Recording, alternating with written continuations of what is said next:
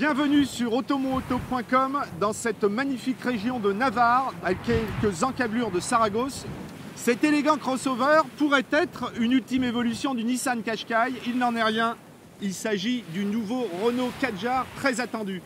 Premier crossover Renault du segment des familiales. Nous allons voir au volant ce que donne ce nouveau Renault Kadjar.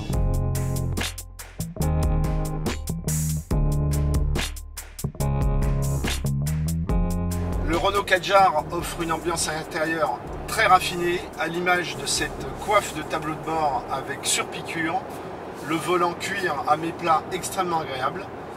L'ergonomie est soignée avec une position de conduite impeccable, toutes les commandes tombent parfaitement sous la main. On est très à l'aise au volant de ce Kadjar. Au niveau dynamique, pas de surprise. Un toucher de route, là encore typiquement Renault, avec des commandes à la fois douces et précises, à l'image d'une direction assistée offrant une très bonne consistance sans aucun flou. Au niveau confort, il faut reconnaître que c'est totalement royal.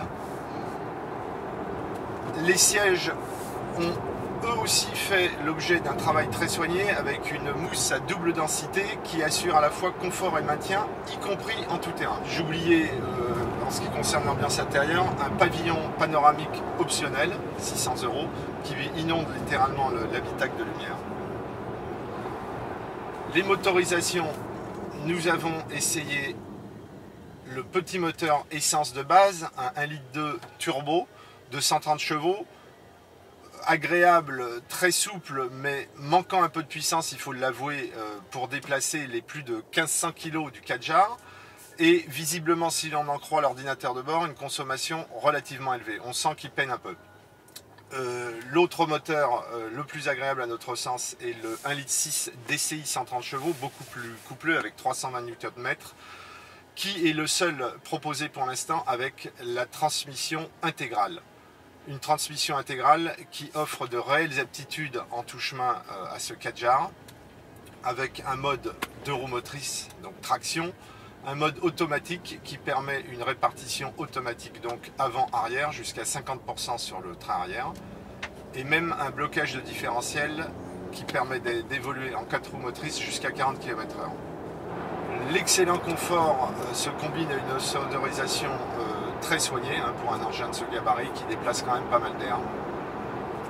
Donc très sincèrement, que du bon. Alors effectivement, le typage d'amortissement, s'il privilégie le confort, jugule quand même très bien le roulis pour un engin de ce gabarit. L'équipement, nous avons le système Airlink 2, le système multimédia tactile extrêmement pratique.